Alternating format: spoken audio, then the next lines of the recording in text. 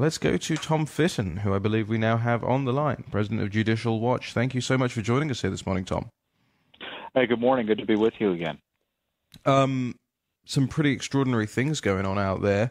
I suppose the the newest of the news on this issue being the resignation of Andrew McCabe. Tom, what happened here? There was a weekend. Somebody went in from the FBI. They saw this memo, and then Andrew McCabe resigns. Are those two things connected to you? Is this a coincidence? They're superficially connected. No one thinks. I would hope that Robert Ray wasn't surprised about anything in the memo. What we know is that the material is going to be coming out, and what happens is that politicians and political appointees only act if pushed, and Ray was going to get a big push because I suspect there was going to be material in the memo that reflected either poorly on McCabe and the FBI generally, or in the IG report, which is what I think Ray may have been specifically referring to, the IG report, because the Inspector General of the Justice Department was investigating whether politics infected the Clinton investigation, and McCabe was a focus of that investigation. But we've known for months that McCabe was compromised. He had ethical conflicts of interest that were ignored up until the last minute. And he recused himself from the Clinton email investigation just a week before the election, despite his wife getting $700,000 from Clinton crony Terry McAuliffe. And there's other information that Judicial Watch disclosed late last year showing that he was using his FBI accounts to promote his wife's campaign. That was on Ray's table and radar back then for sure. But the IG report's going to come out, so he can't avoid taking action. So better late than never, but let's not be naive that Ray all of a sudden discovered something about Mr. McCabe, because he's been defending McCabe for months. But I think it's a great too much for him to bear. Tom, it's a great point. There should be nothing in there that surprised him, but perhaps surprised that the Republicans would want to go down this route of releasing this memo, that so many have spoken out about it, that it's fit for public consumption in that it's only 4 pages long, brief, allows us all a great insight into this. The White House obviously seriously flirting with approving the release. Perhaps that's what surprised him. Look, they've been battling the House for almost a year now about materials underlying the memo. The FBI has been in cover-up mode on the dossier and its misuse to obtain a FISA warrant. Again, I don't think Ray's surprised by anything. What is surprising is the House's willingness to go this far. But, the public is demanding action. And, the president was elected to drain the swamp. After a while, the politicians in Congress can't ignore that either, and that's why I think you've had Devin Nunes take the leadership role he's taken, and even the House leadership has gotten in his way in this regard. Now, you guys at Judicial Watch have been following these matters very, very closely indeed, revealing so many documents and troves of information over the past few months related to Andrew McCabe. So from your guys' perspective, as you know it right now, and I know it's difficult to make a full assessment of this, but where does this stand for you? Where does this rank for you?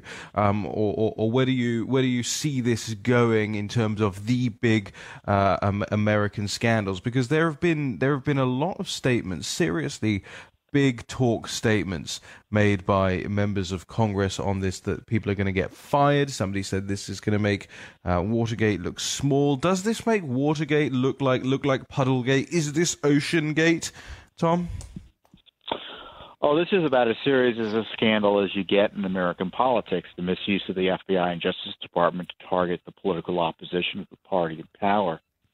Wait. I thought. Hold on, Tom. I thought I thought Putin did that, and I thought Mugabe did that, and I thought Gaddafi did that, and Chavez did that. Didn't think the Democrats and the FBI did that. Well, I mean, that's, I think, what happened. And you had Hillary Clinton create this dossier in collusion with the Russians that was laundered through the Obama DOJ and FBI to use as an excuse to target rather than protect President Trump. and or then candidate Trump. And the abuses has continued straight through and including the Mueller investigation. So the dossier and the memo, all the controversy about that isn't so much about Republicans versus Democrats. It's about protecting the Mueller operation, which has as its goal the indictment and or removal of President Trump. And so just think about that as we hear about the Democrats screaming about the dossier and going into hysterics, calling it brainwashing. I'm looking forward, by the way, Raheem, to the Democrat memo on the Democrat dossier. I think we should see that. But it's a complete joke in terms of the Democrats' opposition to transparency on this. The bare minimum transparency, because we still don't have the underlying application, the FISA application. We don't have the underlying information from the FBI and the dossier. It's a complete black hole in terms of information there out of this administration's Justice Department and FBI. It needs to change. This was something we heard a lot about on the TV shows last night on MSNBC and CNN. They wanted to pivot away from the document that we've been talking about now for a week and that they have been ignoring for a week, and they jumped immediately to the Democrat dossier. What is the Democrat dossier, Tom? Well, the Republicans, on the intelligence officials on the Republican majority staff did an analysis of the documents they received from the Justice Department and FBI and came up with a non-classified summary for public dissemination. Democrats are horrified at that, so they were losing the PR battle on transparency because who wants to be against transparency, so they came up with their own memo, which I guess is going to be reviewed as well. But like I said, this is about they already do have a memo. It's called that dossier. It was paid for by the Democratic Party and Hillary Clinton, and now they want to do a memo on how that dossier, that Democratic dossier, was handled. Oh, it's Alice in Wonderland approach, and it's just politics. The Republicans and Democrats are fighting about this. The American people should want to know what the facts are. And I appreciate that we want to get this memo out, and we should get it out, but it's just one battle. The other battles that need to be fought are getting the underlying material out. As I said, the FISA application, details about what the FBI was up to with the dossier and it's working with Hillary Clinton, Mueller's use of the dossier, the unmaskings. This is just one battle in a long war for getting the truth about what the Obama-Clinton gang was up to last year and what the deep state was up to during the first part of the Trump presidency. Just finally, before I let you go, Tom Fitton, president of Judicial Watch, what is Andrew McCabe's legacy, would you say, during his tenure as deputy director of the FBI, and will he be receiving his gold-plated pension? Oh, I don't know, because we haven't had full disclosures from the FBI about why he was removed, or if he was removed. Maybe he just resigned. Maybe he just retired. But, we need details, and Judicial Watch has been suing for information about what McCabe has been up to. So the legacy is still unwritten because the FBI is hiding records from Judicial Watch and the American people about what he was up to. We, for instance, sued for his text messages, and the FBI has given us the proverbial hand to the face. Where are McCabe's text messages? That's how we figure out what his legacy is.